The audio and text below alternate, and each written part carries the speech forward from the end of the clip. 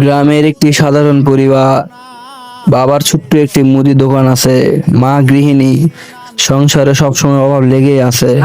ও দয়াল ডাইলে চাইলে দিন আনি দিন খা। বাবা, এভাবে আর কতদিন? সংসারে একটার পর একটার অভাব লেগে আছে, আর আমাদের ব্যবসার যে অবস্থা, নুন আনতে পান্তা ফুরায়। বাবা, আমি একটা কাজ করি, আমার একটা বন্ধু প্রবাসে থাকে, দেখি তার সঙ্গে কথা বলে যাওয়া যায় নাকি। বাবা, বিদেশ যাওয়া এত সহজ নয় বুঝলি, অনেক টাকা পয়সার ব্যাপার আছে বুঝলি। আমাদের পরিবারের যে অবস্থা তুমি সেটা ভালো করে জানো, এত টাকা কোথায় পাবা? বাবা, তুমি একবার ভালো করে ভেবে দেখো, যদি একবার প্রবাস যেতে পারি তাহলে আমাদের ঋণ দেনা দুঃখ কষ্ট সব দূর হয়ে যাবে। তুমি একবার দালালের সঙ্গে কথা বলে দেখো কত কি লাগে। এর দায়ে জীবন তো আর থামে না। আসসালামু আলাইকুম চাচা। ওয়ালাইকুম আসসালাম। বসেন বসেন।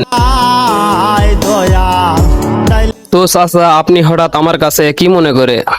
হ্যাঁ বাবা, অনেক সমস্যার মধ্যে পড়ে তোমার কাছে আসছি। কথা হচ্ছে বাবা, আমার একমাত্র ছেলেকে বিদেশ পাঠাতে যাচ্ছি, কেমন কি খরচ লাগবে সেটা জানার জন্য তোমার কাছে আসলাম।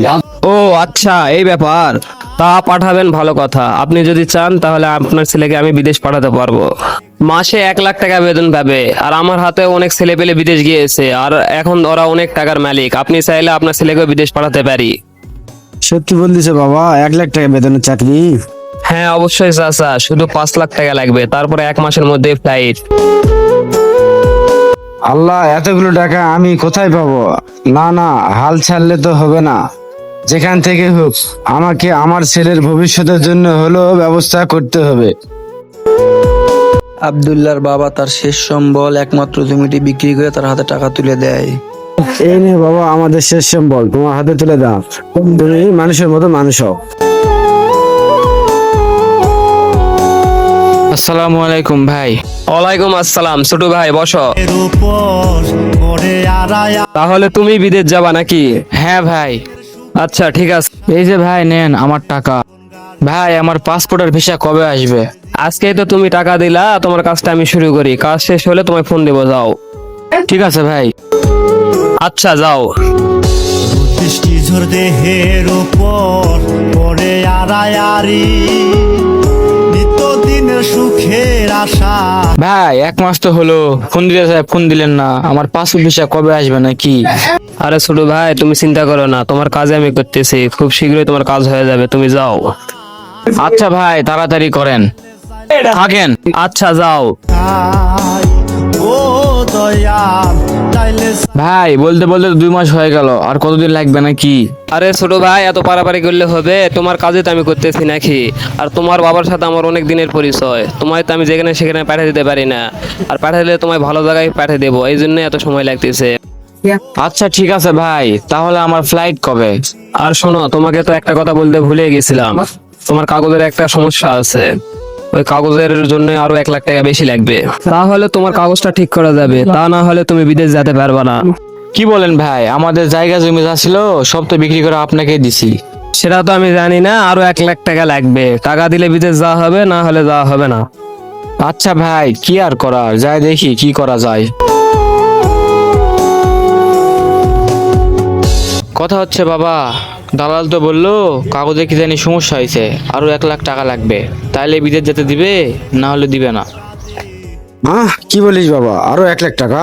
কোথায় পাবো এত টাকা? যা ছিল সব শেষ করে ফেলেছি, তুমি যাও, আমি দেখতেছি। আচ্ছা ঠিক আছে। হায় হায়, আরো 1 লাখ টাকা আমি কোথায় পাবো? যা ছিল আমি সব তো শেষ করে ফেলেছি। ভাই, আমার ছেলেকে তো বিদেশ পাঠাবো, 1 লাখ টাকা শর্ট পড়ছে, তোমার কাছে আছে নাকি? টাকা তো নিবেন, এত টাকা দিবেন কত? বেটা বিদেশ গেলে প্রথম মাসে বেতন তুলে তোমাকে দিবেনি, চিন্তা করার দরকার নেই। আচ্ছা, টাকা না দেওয়া বলে কিন্তু জমি তোমার কাগজপাতি আর কিছুই পাচ্ছেন না দাদা। ডাইলে চাইলে দিন আনি দিন খাই। ও দয়াল ভাই, এই যে আরো 1 লাখ টাকা নেন, আর কাজটা তো তাড়াতাড়ি পারেন একটু করে দেন। আচ্ছা ঠিক আছে, তুমি যাও, 1 সপ্তাহের ভিতর তোমার কাজ হয়ে যাবে। তার কেহ নাই দয়াল ডাইলে চাইলে ভাইয়ের 7 দিন তো হয়ে গেল, ফোন দেওয়ার কথা, ফোন কেন জানি দিল না। ডাইলে চাইলে দিন আনি দিন খায় কোন বন্ধু কেন আরেকবার দিয়ে দেখি। অসুস্থ দেহটাই আর কোন বন্ধু কেন, কি সমস্যা? যা একবার ঘুরে আসি। জীবন তো আর থামে না দয়াল, অসুস্থ দেহটাই আর চলে না। আরে অফিসে তালা দেওয়া কেন?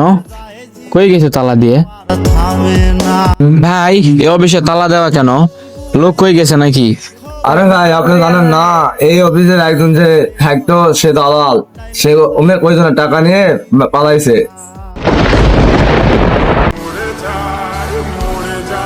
বাবা ওই দালাল তো আমাদের টাকা সহ আরো অনেক কয়জনের টাকা নিয়ে পালিয়ে গেছে। ওই দালাল তো চিটা ছিল। কি? হ্যাঁ বাবা, সকালে ফোন দিয়েছিলাম, ফোনও বন্ধ। অফিসে এসে দেখি অফিসও বন্ধ। প্রতিবেশীর কাছ থেকে শুনলাম সে নাকি পালিয়ে চলে গেছে। হায় হায়, আমার জমি বেচার টাকা, মানুষের থেকে ধার করে নিয়ে আসছি টাকা, এতগুলা টাকা আমি কিভাবে পরিশোধ করব? আমি তো সর্বশান্ত হয়ে গেলাম, এখন আমার কি হবে? হায় হায়, আমার জন্য আমার পরিবারটা নিঃস্ব হয়ে গেল। কেন আমি এই বুদ্ধি দিলাম, আর কেন জমি জমা বেচে টাকা ধার করে নিয়ে দালাল দিয়ে দালাল খায় পালে চলে গেল। বিদেশ যাওয়ার স্বপ্ন দেখছিলাম, ভুল মানুষের পাল্লায় পড়ে নিজের পরিবারকে ধ্বংস করলাম। প্রবাসে যেতে চাইলে সরকারি কোনো এজেন্সির মাধ্যমে যোগাযোগ করুন, অন্যথায় দালালের চক্রে পড়ে নিজের জীবনকে ধ্বংস করবেন না, কারণ একটি ভুল সিদ্ধান্ত একটি পরিবারকে ধ্বংস করে দিতে পারে।